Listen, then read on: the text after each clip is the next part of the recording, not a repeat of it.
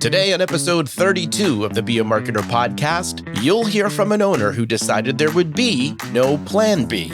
And I'm sharing why finding your niche market can make all the difference. This is the Be a Marketer podcast.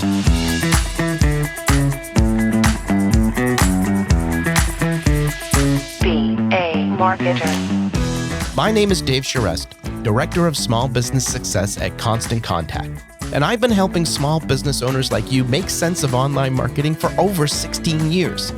You can be a marketer, and I'm here to help. Well, hello, friend, and thanks for joining me for another episode of the Be a Marketer podcast. You know, I've mentioned in a previous episode that in a certain point in my life, I was very much into playing poker. More specifically, Texas Hold'em poker. Well, no limit Texas Hold'em, actually. Oh, and the tournament version of the game. In fact, my wife and I held regular games at our home. Now, let's just go back there for a second. Did you notice what happened there? We started with poker, but that's a rather general term for, right, a wide variety of card games where you wager on who has the best hand. But then I got a little bit more specific, Texas Hold'em, then no limit Texas Hold'em, tournament Texas Hold'em, and finally, tournament no limit Texas Hold'em home games.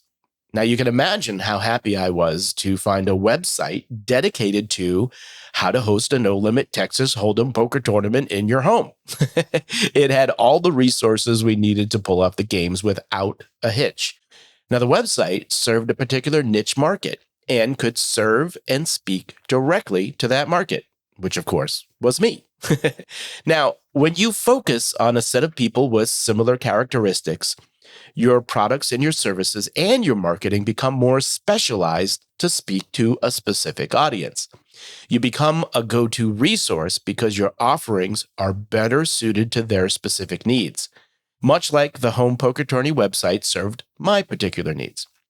Now, a niche market often means the people you reach need what you offer and are more likely to become customers.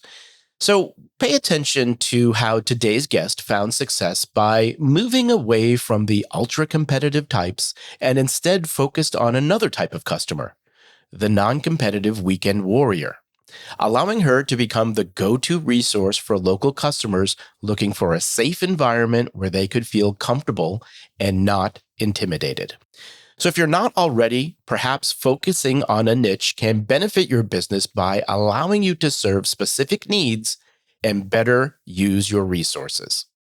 Well, friend, today's guest is Charlotte Walsh, owner and operator of Charles River Running in Norwood, Massachusetts.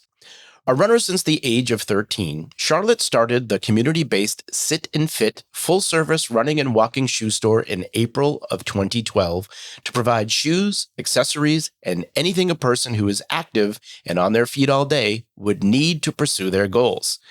Now, before starting the business, Charlotte did the things she thought she was supposed to do. She was in the military for a couple of years, got her MBA, tried office jobs, but those things never made her happy inside. And she would find herself daydreaming about side hustles. But it took her a while to be in a place where she had the stability and the freedom to pursue a legitimate small business. But at the age of 45, the single parent took the plunge. And although the first year was terrifying, she never thought about giving up. She had decided early on there would be no plan B. Now, 11 years later, Charlotte finds herself driven to understand her customers so she can provide the best products and services to serve their needs.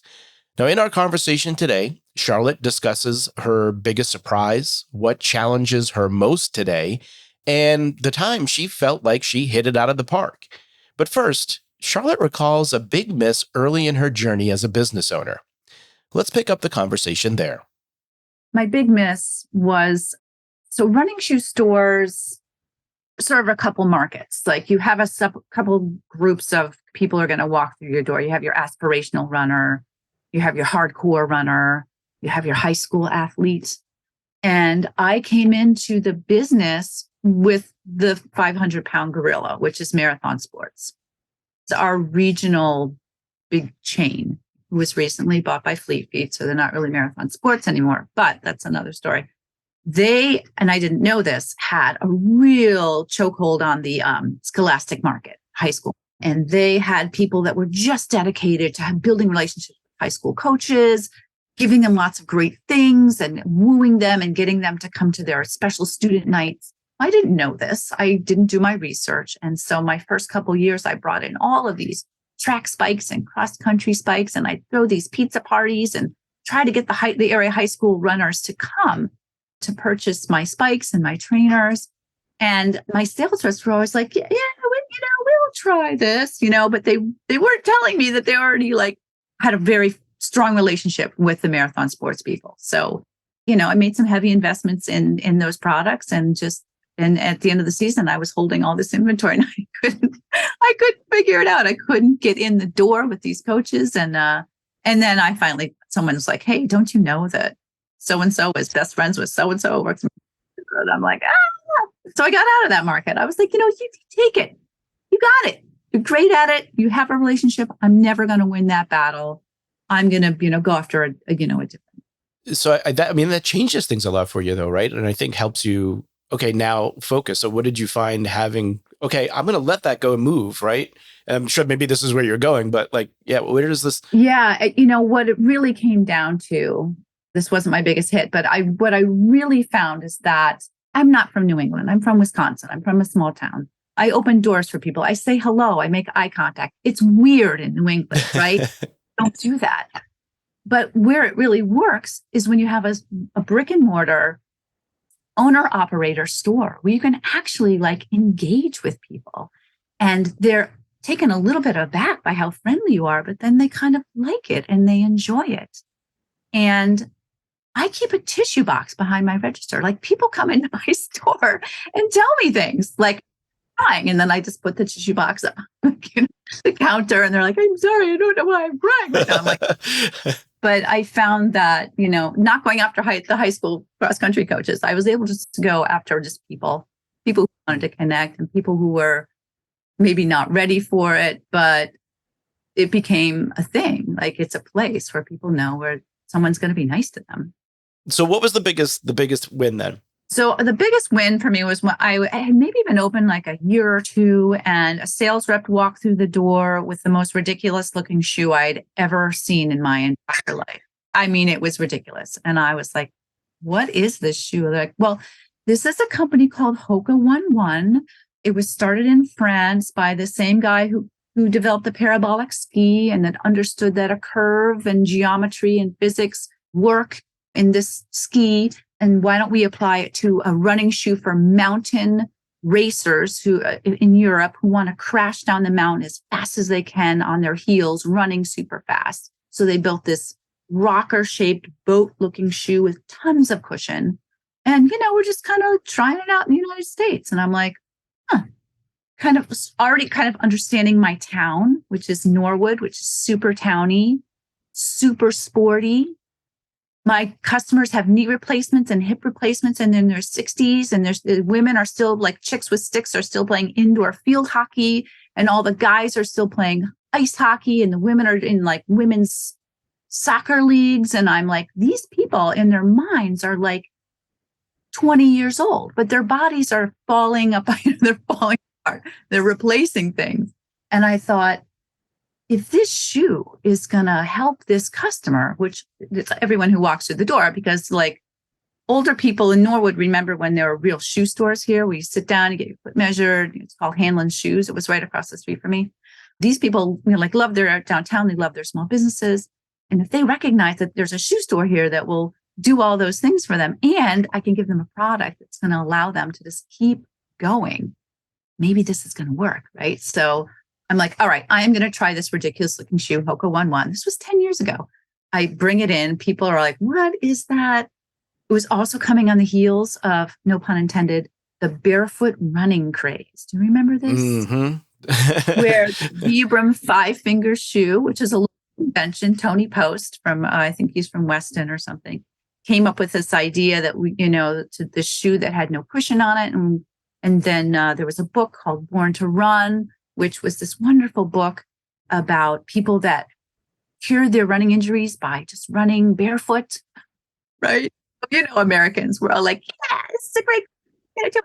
And so then everyone gets a stress fracture because they're running around on pavement, not in the woods, with these shoes that had no cushion. So we're coming off the heels of this. Like everyone got a stress fracture, tried to do a marathon and a Vibram 5-finger shoe. So it was like it was just like this great, I don't know, all these forces came to happen where Hoka was a thing that made sense. So for many years, it didn't make sense. And it was so weird and it was weird looking and no one wanted to try it. I was wearing them. I was having some back issues. So for me, it was great. And I kept talking about it and I kept it on the shelf and I kept selling it and kept selling it. And it's a huge shoe company now. Like it's a real brand. They're almost beating out Brooks running shoes, the number one brand in specialty run, coming very close. That's when I kind of like went with my intuition and brought in a product that really worked for my customers really early on. I can't believe I got that right, but I did. It's one of my bigger wins. It's like, yes. So, you mentioned a little while ago that it's always changing, right? There's always different things going on in the market, all of this stuff. But also, I would imagine that means your priorities, right? And so where you are today, what would you say are your top priorities right now with the business? Fighting for market share with my shoe companies. My shoe companies are going after my consumer. Their business model is direct to consumer now. They needed us before there was the Internoodles line shopping. We were the way their shoes were sold. You had to go through a retailer to get their shoe.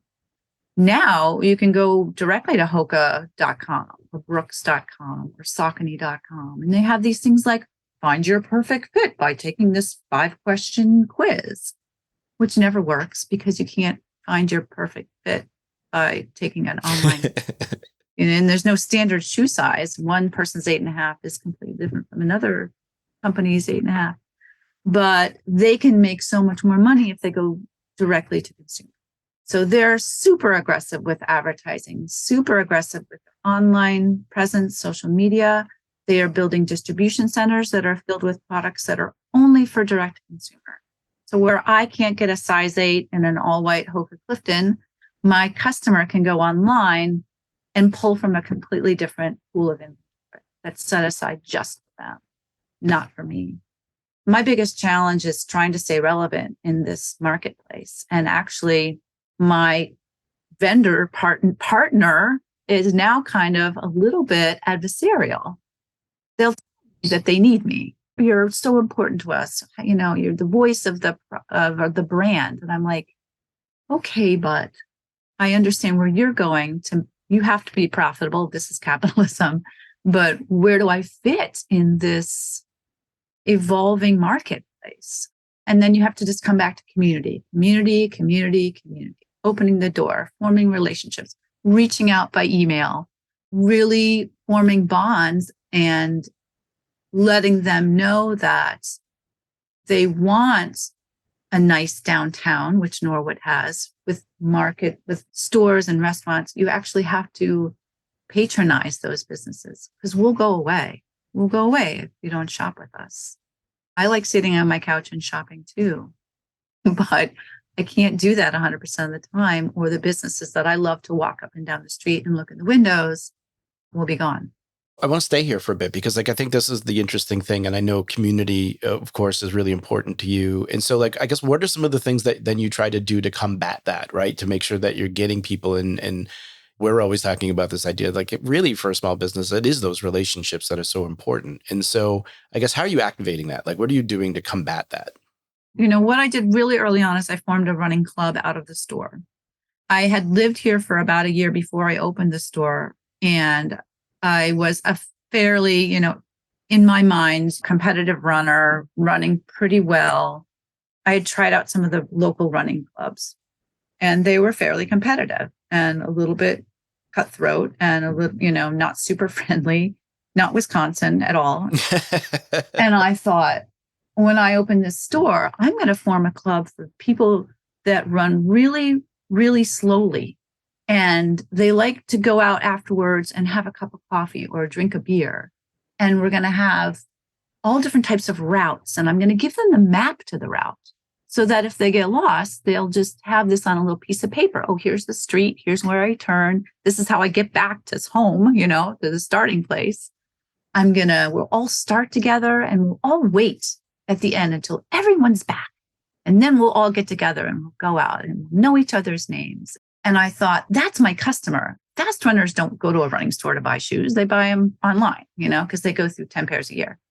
I need that runner who's the weekend warrior, and runs a 12-minute mile and maybe never runs a 5K, but just runs around their neighborhood.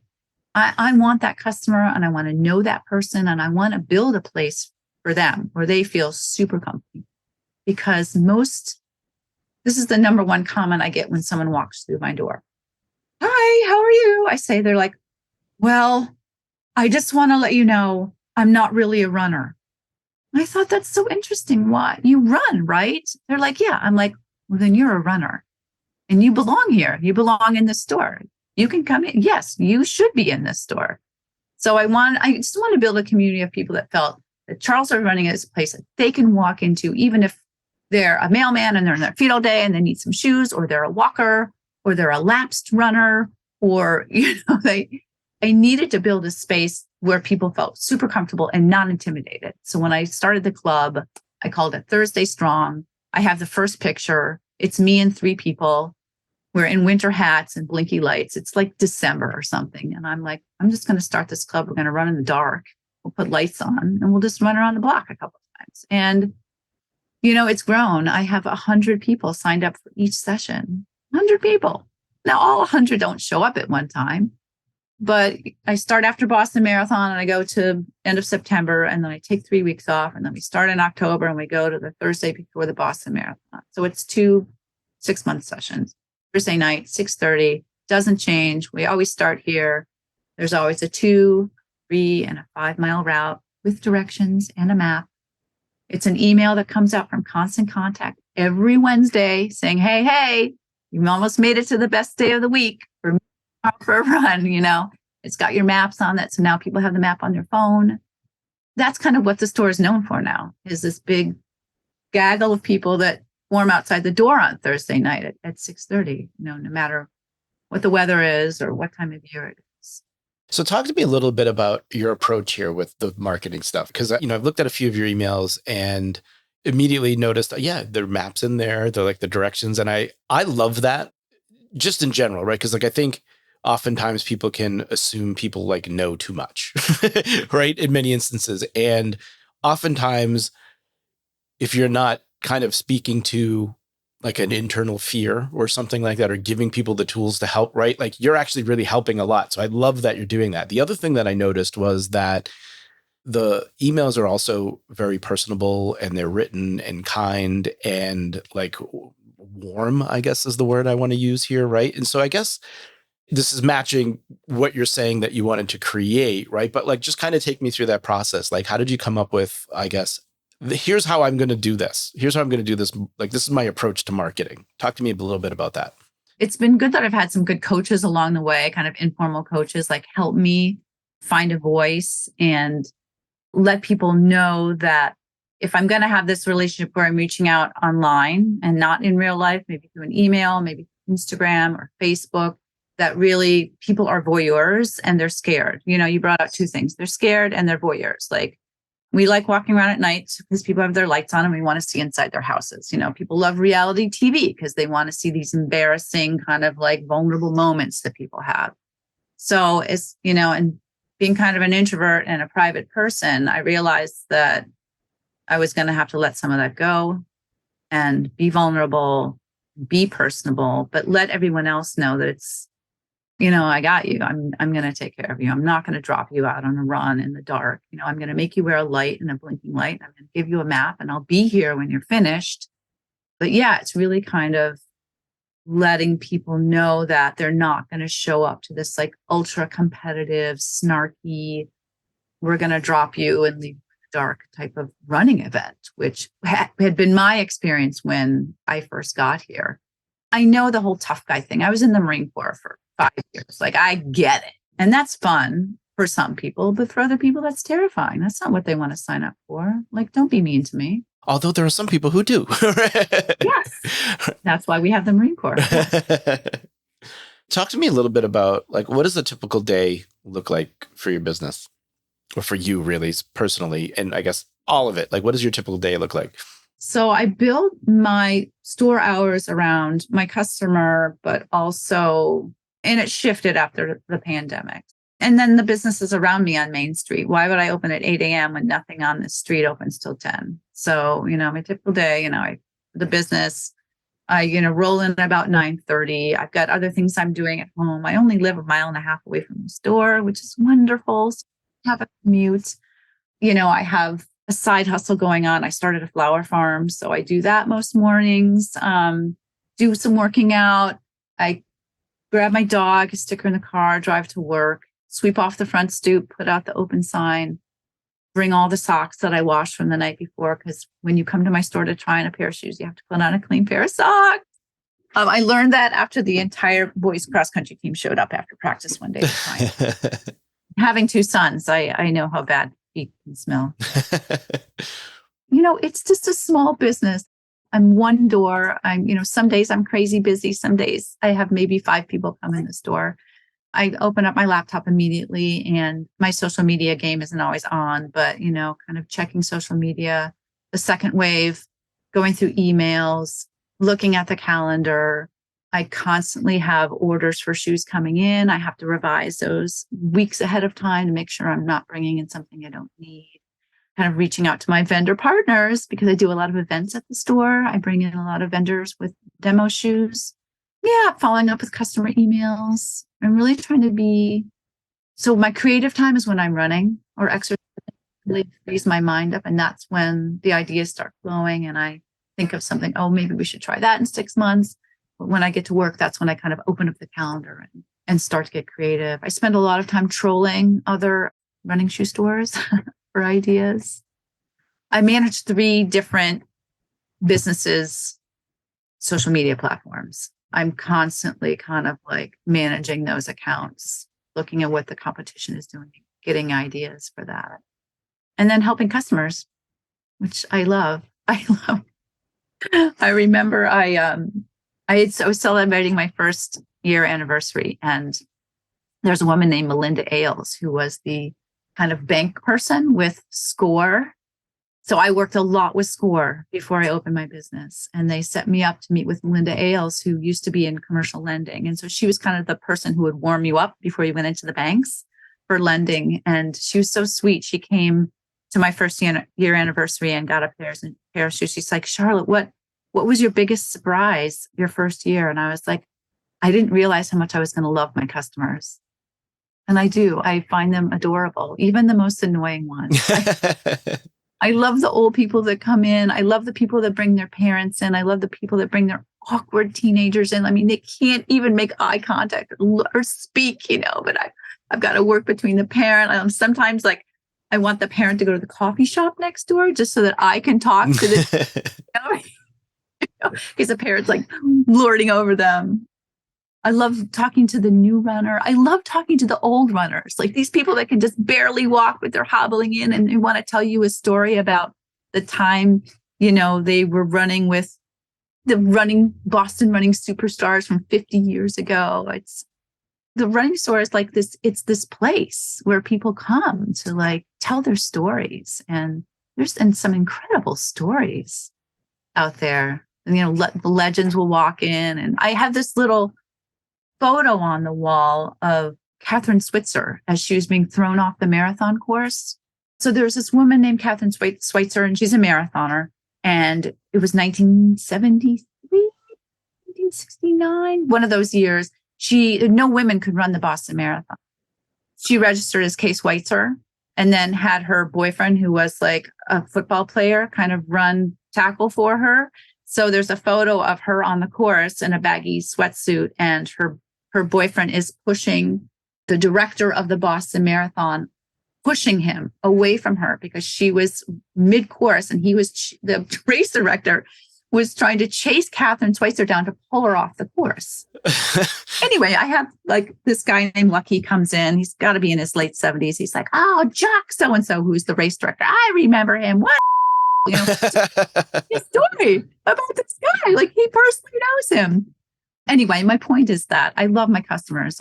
I really do.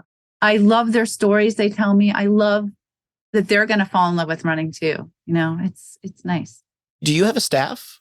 Yeah, I have one part-term. So with all this stuff kind of you have going on throughout the day and doing all of that, like kind of how do you manage, I guess, how do you find the time to be a marketer, right? How do you find the time to get the word out?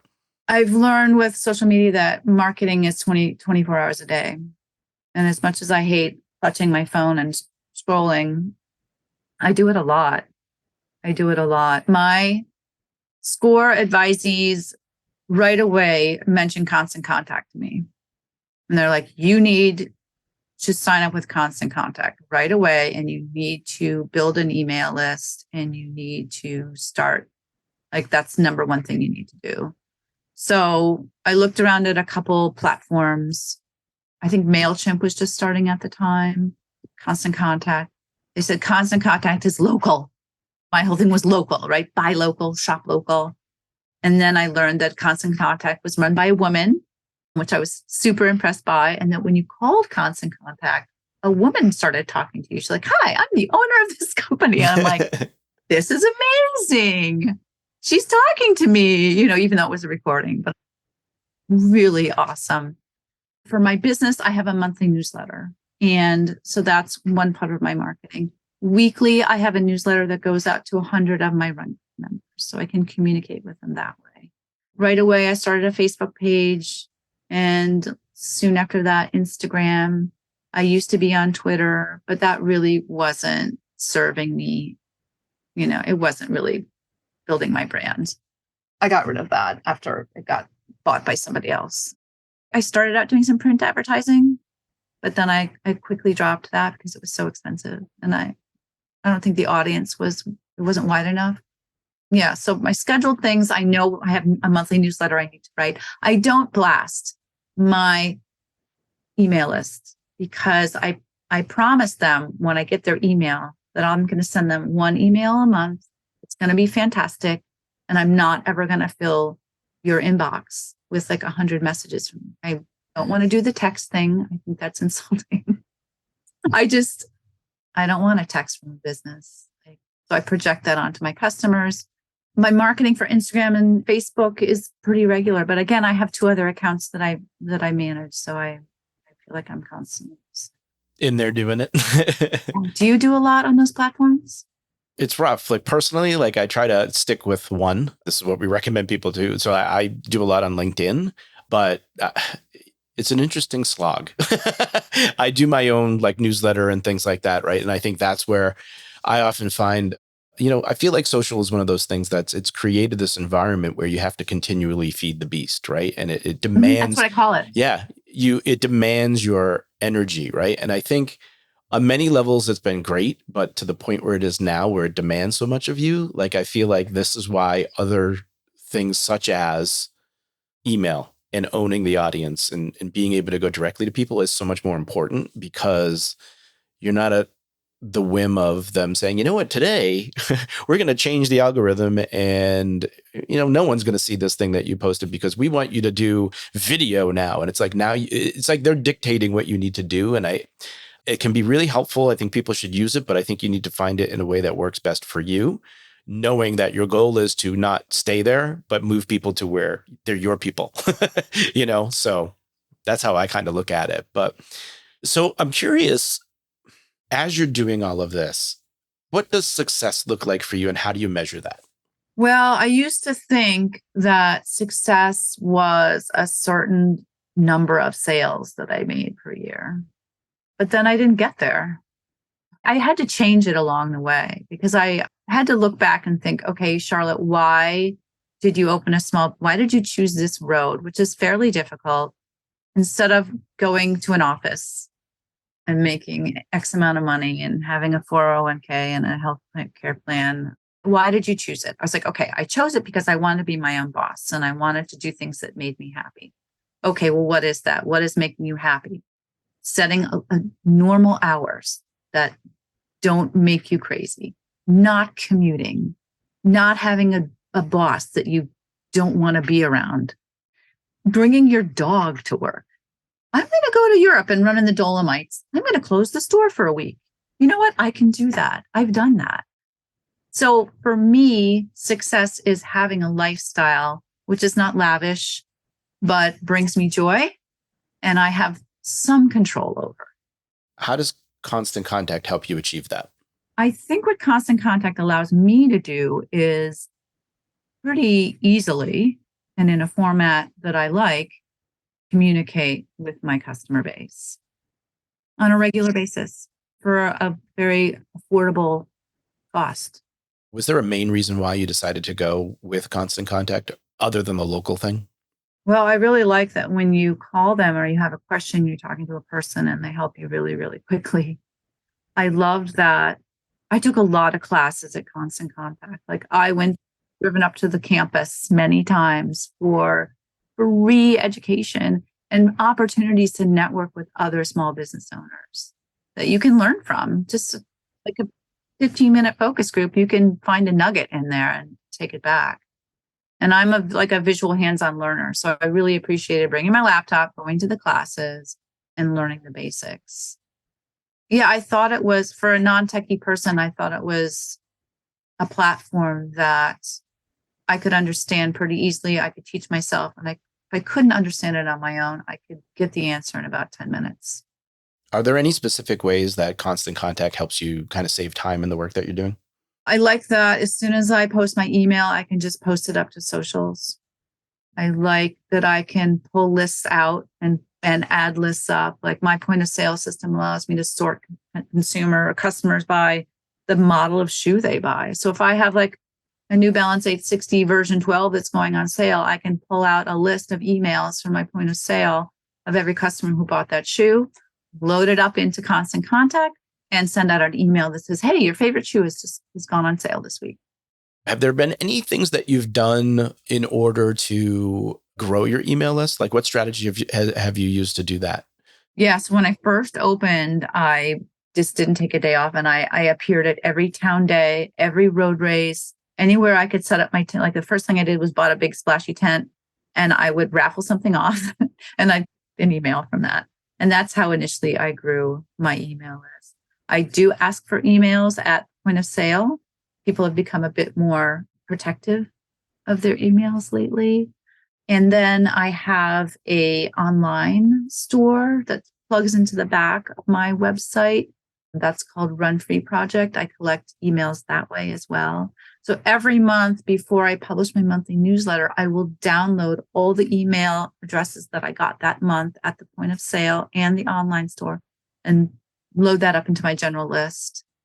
So I haven't been too aggressive about growing my email list, but it does grow every month.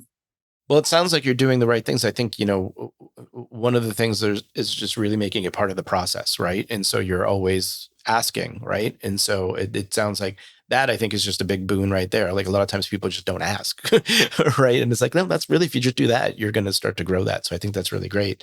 You mentioned one of the things, obviously people being a little bit more protective of their emails these days, but also you mentioned when you do your newsletter, right, it's going to be good. So what's your approach with the newsletter? Like what types of things are you including in that so somebody's going to find value in it when they do receive it from you? Well, I always have an intro to like, here's a new month. Here's what I'm working for. What are you working towards? Or like, this month brings this iconic race. So I open up the email with something a little bit personal and friendly, just kind of like, and if I can hook them in that first paragraph, they'll scroll down. So I used to have like a very word heavy, too many article newsletter. And I switched to just like the opening paragraph and then 3 big graphics that I create in Canva. And they're usually events that I'm having at the store.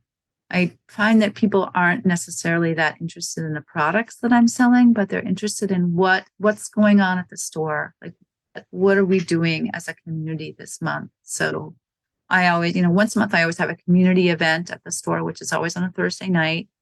So I make sure people will definitely be there because it's I have a vendor come in and, say I'll have Brooks running. They'll bring the brand new Brooks Ghost 15 to demo. So they'll bring all the shoes and people can take their shoes off, new Brooks shoes on. go for a run or a walk, back. Vendor usually brings in some refreshments and have a nice social hour after that. So there's always at least one or two events a month that I'm promoting within the newsletter. And then I like to have a list of just other things that are going on in the community, other road races and things like that that are coming up, or sharing some tips about if it's summer, like a hydration article, a link to another blog or article that someone else has written. I follow other newsletters in the industry, so there's always kind of content that's in the back of my mind that I know that I can reuse. I don't use AI yet at this point because I think people would know. I think in a case like yours where you're using it, or I should say you're creating very personal stories and things like that, like I think you want to continue to do that. But I think in those areas where you're doing more general information about like something that's not necessarily like a personal thing, like that can be very helpful, right? Like, so for example, we have some customers that like does the customer that does a farmer's market every weekend, right? And she's basically needs to figure out how to say the same thing every week, but in a different way to get people to come to like, and so for her, for example, it's been very helpful to be able to like, oh, all right, here's a different way to say it. And here's like a way to, and then of course you human it up, right? Like you kind of, put your own things to it. And so I think it can be valuable that way. But I think, yeah, when you're in a situation where you actually are like writing and you're telling that story, and you're doing that, like, it's like, yeah, well, you want that to come from you, but there might be other sections of the newsletter you might be able to help you with, like, what I mean, that type of thing. But it's definitely an interesting thing. It'll be interesting as with the AI piece with the data components and when it can start to help you kind of like work as an assistant and help kind of coach you with some things too. And I think that'll be interesting aside from just the content generation, I'm interested in it. I haven't dipped my toe in the water yet. Yeah, it's worth playing around with. It's pretty easy to just get in there. And I think you'll be surprised by most people are like, wow, because all you really need to do is put in a few keywords and then you get something that then you can do something with, right? And it's pretty interesting. What would be your number one tip for another business, maybe even someone similar to yourself, but getting started with Constant Contact? First of all, figure out like your email list is like your gold. So think some strategy around how you plan on growing that quickly and sign up for a bunch of other emails from other businesses just to get some ideas about what you like and what's good and what you think is going to resonate with customers, and then apply that to your Constant Contact newsletter. Well, friend, let's recap some items from that discussion. Number one, find your niche market. Charlotte shared a story about letting go of the high school market after she discovered a chain competitor already had a chokehold in that area. This decision freed her to focus on an underserved market in her community. She decided to focus on those weekend warriors looking for a friendly group to run with that isn't ultra competitive. She focuses on providing them a safe environment where they feel comfortable and not intimidated. Number two, grow your email list quickly. As Charlotte mentioned, your email list is gold. Think about the ways to grow your list quickly and consistently after that. When Charlotte first got started, she went to local events where her target market was going to be. There, she raffled off products to build that email list. Today, asking for email addresses is a regular part of her routine in the store and on her website. Consider list growth, customer growth, and use the tools available to you in your Constant Contact account. I'll share some links in the show notes to ideas to grow your email list. And number three, hold events at your store. Now, throughout this conversation, we heard how important building a community is to Charlotte's business. She even found that in her newsletters, people were less interested in learning about products and more in what was going on at the store. And of course, once people were at the store, well, that's when she could showcase those products. Now, there's power in bringing people together and building community around your business that pays off more than just a one-time sale. So here's your action item for today. Check out how you can grow your contact list with Constant Contact sign-up forms. Now, as I mentioned earlier, list growth is customer growth, and you should always be adding new contacts to your list, whether it's with pop-up sign-up forms, landing pages, or text to join. Your Constant Contact account has tools to make it easier for you to add new contacts to your account on a regular basis. I'm going to include some details in the show notes for you. I hope you enjoyed this episode of the Be a Marketer podcast. If you have questions or feedback, I'd love to hear from you. You can email me directly at dave.charest@constantcontact.com. If you did enjoy today's episode, please take a moment to leave us a review. Your honest feedback will help other small business marketers like yourself find the show. Well, friend, I hope you enjoy the rest of your day and continued success to you and your business.